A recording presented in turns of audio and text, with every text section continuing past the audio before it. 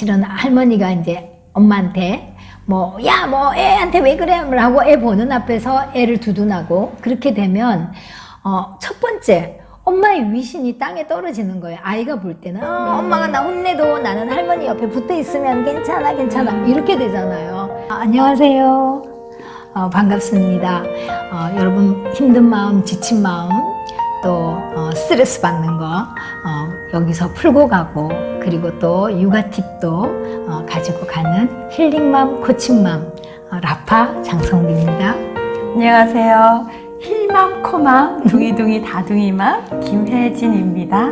네, 둥이맘 잘 오셨어요. 네, 박사님. 네, 그리고 여러분들도 잘 오셨습니다. 제가 오늘 둥이맘에게 선물 하나 해가지고 왔어요. 여러분들 이거 1회에서 보셨죠? 저에게 둥이맘이 제가 사랑한다고 만들어서, 저도 그래서 초록색 하트를 만들어서 둥이맘에게 선물하려고 가지고 왔어요. 초록색 너무 좋아하는 색깔인데요. 네, 그래요. 다행입니다. 자, 여기 잘 보이는 데다가 이쁘게 제가 꽂아드리겠습니다. 우리 한번 사랑 고백할까요? 여러분 사랑합니다. 어땠어요? 참 지난주에 우리 아이를 사랑하는 게 어떤 건지에 대해서 수다 떨었는데 어땠나요? 둥이맘? 사랑합니다 고백했잖아요. 근데 그 사랑은 하면 할수록 어려운 것 같아요. 그래요. 특별히 비교하지 않겠다라고 제가 결심을 했거든요. 맞아요. 결심을 하고 난 널 비교하지 않아. 다만 사실대로 말할 뿐이야. 이렇게 또 얘기한 적도 있지만 그래도 하지 않으려고 했던 마음이 생겨서인지 조금은 덜 했던 것 같아요. 아, 진짜? 네네. 와. 아주 조금은. 아주 조금은. 네. 그게 시작이 반이라고. 아, 이미 네. 절반을 간 거니까 용기를 가지고 네. 잘했습니다. 좀 더 많이 하지 않도록 할게요. 네.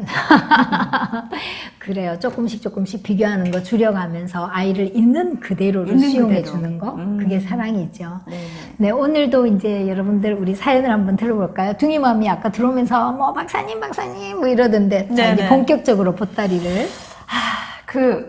우리 앞에 수퍼가 있거든요. 여기 들어오는 길목에. 네네. 알지. 그 수퍼에 보면은 아이가 한 명 있어요. 그 아이가 아시잖아요. 알지. 되게 장난꾸러기고 그래, 인사는 되게 잘하던데. 그렇죠. 까불까불하면서. 말썽도 좀 피우긴 하죠. 말씀도 인사도 잘하고 말씀도 제가 아들이 2명이라 제가 딱 보기에는 그냥 정상이다 생각했는데 엄마는 정말 힘든 거예요. 엄마 힘들구나. 네네. 그 집에 외할아버지 외할머니랑 다 같이 수퍼하시지 않나? 그쵸. 외할머니 외할아버지 그리고 또 엄마 아빠 바쁠 땐 그렇게 같이. 그리고 아이는 그 아이 하나밖에 없어. 네네. 아이는 한 명. 어떤 때는 할머니랑 할아버지가 이게 또 이게 뭔가 이렇게 잘 맞지가 않아. 맞지 않아. 가치관이라고 해야 되죠. 그렇겠지. 그게 맞지가 않고. 그리고 또 어떤 때는 할머니랑 또 이 엄마랑 그 엄마가 뭐 아이 야단치거나 네네. 이러면 또 할머니가 끼어드는구나. 끼어들고 그 가운데 아빠가 힘들겠다. 할머니 편을 들어야 할지 엄마 편을 들어야 할지 또 이랬다 저랬다 왔다 하는구나. 갔다. 그러니까 이 엄마가 헷갈리기도 하고 내가 아이고, 잘하고 진짜. 있나 생각도 들고. 부부가 이게 양육관이 안 맞아도 양육할 때 힘들어 하는데 네. 할머니 할아버지까지 같이 살면 또 친정 엄마 친정 아버지니까 좀 편하니까 또 엄마가 더 많이 부딪히는 걸 표현할 수도 있지. 그래서 엄마가 좀 많이 힘들겠다. 물론 부작용 고스란히 아이한테 다 같이. 아이한테, 그렇지만 힘든 건 엄마가 심정적으로는 좀 많이 힘들지. 왜 우리가 그 집은 이제 엄마의 훈육, 아빠, 외할아버지, 할머니 이렇게 해서 네 분이 아이 한 명을 양육하는 거예요. 그런데 네 사람이 어떻게 생각이 다 같겠어요. 그러니까 서로가 다 일관성 없이 할머니는 할머니식으로, 할아버지는 할아버지식으로, 엄마는 엄마, 아빠는 아빠 이렇게 각각의 식이 아이에게 혼재되어 있는 거, 혼용해서 양육을 하게 되니까 네네. 아이가 좀 이제 혼란스러울 뿐만 아니라 사실은 제대로 된 훈육이 좀 어려워요. 옛말에 사공이 많으면 배가 뭐 산으로 간다? 산으로 간다. 그렇죠. 네. 그게 이제 사공이 많으면 배가 산으로 가는 것처럼 양육하는 어른들이 너무 많으면 네네. 아이는 산으로 가는 것처럼 제대로 먹고, 배는 바다로 가야지 제대로 가는 거잖아요. 네네. 근데 배가 산으로 가는 것처럼 아이도 제대로 커야 될 때를 못 크고 이제 엉뚱하게 자란다, 이런 얘기인 거예요. 그래서 사실은 좀 환경적으로 아이한테는 좋지 않은 거죠. 환경적으로 안 좋죠. 이제 예를 들면 아까도 얘기한 것처럼 엄마가 네. 야단을 치면 네. 할머니가 사실은 어떤 어른이 야단을 칠 때 그것이 약간 불합리하다는 생각이 들어도 가능하면 참견하지 않는 게 좋거든요. 나중에 아이 없을 때 따로 불러서 요건 요거고 저건 저건데 당신이 너무 이렇게 하지 않았냐 이렇게 얘기해서 고쳐 나가는 게 제일 좋아요. 그런데 이제 할머니는 자기 딸이 자기 손주를 야단치는 게 너무 마음이 아프고 싫은 거죠. 할머니 할아버지들의 손주 사랑은 절대적이니까.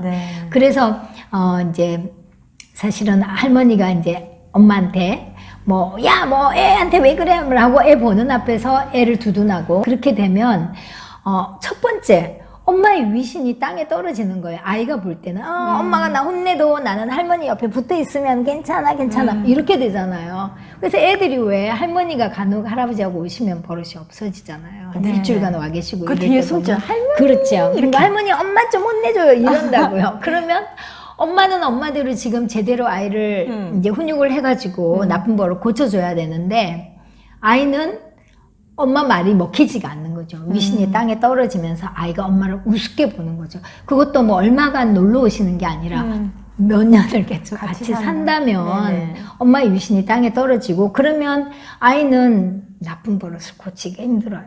상담을 받으러 오든지 뭔가 엄마가, 대책을 세워야 될 것 같긴 해요.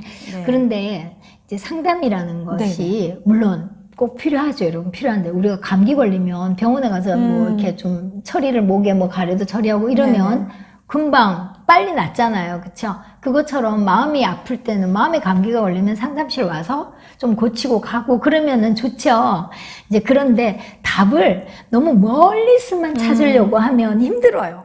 상담실 찾아가야 되고 또 돈도 내야 되고 또 시간도 내서 일부러 가야 되고 그래서 우리가 그렇게 막 상담실을 갈 정도로 막 힘든 문제 이런 거 아니라면 집에서 이 문제는 집에서 어른들끼리 좀 의논을 해가지고 그렇죠. 의논을 해가지고 뭐 이제 우리가 좀 단합해서 아이를 위해서 이렇게 하면 어떻겠냐 이런 게 좀 필요해요. 근데 그래서 멀리서 답을 찾지 말고 집에 있는 식구 4사람이 한번 마음 먹고 이제 메인 누가 주되게 이 아이를 양육할 것인가. 그러니까 엄마가 만약에 주되게 양육을 한다면 엄마가 양육할 수 있도록 옆에 있는 분들은 좀 도와주는 거예요. 좀 도와줘서 예를 들어서 엄마가 야단칠 때는 좀 마음에 안 들더라도 그냥 대충 봐주고 나중에 아이가 없을 때 우리 요렇게 하면 어떻겠냐라고 얘기해서 또 단합된 일관된 아이의 양육하는 방법을 만들어 가야 된다는 거예요. 그래서 그 문제가 어렵진 않거든요. 근데 사실은 네 분 다 뭐가 좋은 방법인지 모를 수 있잖아요. 그게 문제인 거죠. 네 분 다 뭐가 좋은 방법인지 모를 때는 그럼 어떻게 하면 좋겠느냐? 요새는 뭐 유튜브도 우리도 유튜브 하지만 유튜브에도 너무 육아에 대한 좋은 정보들 참 많잖아요. 그리고 또 유치원 같은 데서 학부모 교육, 저도 강의를 많이 다니지만 학부모 교육하는 경우도 있고 요새는요 제가 유치원 가서 강의하다 보면 할머니 할아버지 많이 오세요. 네, 그래서 이제 사실은 이제 맞벌이 때문에 할머니 할아버지 양육이 많이 느니까 그래서 좀 그런 강의도 좀 듣고 또 필요하다면 상담실에 가면 부모 교육만 해주는 때도 있거든요. 사실 지금 이 집 같은 경우는 아이는 큰 문제가 원래 없는 아이인데 어른 4사람이 아이를 자꾸만 문제가 있는 아이로 만들어가는 경향이 있는 거죠. 그래서 유치원 같은 데 가서 강의도 좀 들어보고 또 필요하면은 가서 교육도 좀 받고 해서 어떤 육아하는 방법이 건강한 방법인지를 알고 거기에 맞추어서 네 분이 아이를 육아를 하는데 누구를 중심으로 할지를 결정을 해놓고 그분이 주가 되고 나머지 분들은 도와주는 정도. 그래서 제일 좋은 건 부모가 주 양육자가죠. 엄마랑 아빠랑 그 중에서도 아이랑 좀 더 관련이 많이 되는 분 그리고 아이를 양육하기에 좀 이렇게 좀 따뜻하고 좀 아이를 좀 품어줄 수 있는 그런 분이 양육이 되면은 제일 좋죠. 아이가 상처도 덜 받고.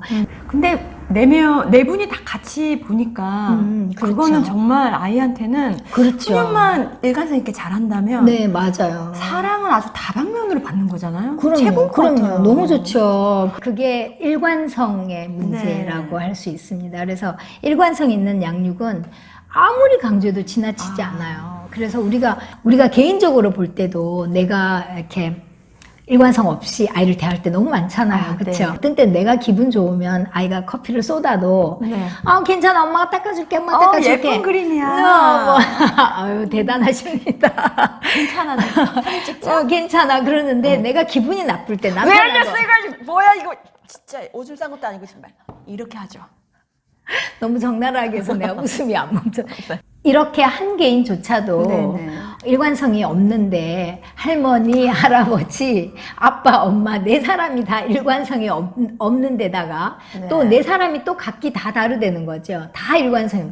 그러니까 이렇게 막 이랬다 저랬다 이랬다 저랬다 하니까 아이에게서 좋은 훈육을 아이에게 한다는 건 정말 어려운 거예요. 여러분들이 일관성이 있는 양육은 네네. 강조해도 지나치지 지나치지. 않다. 그 중요성은.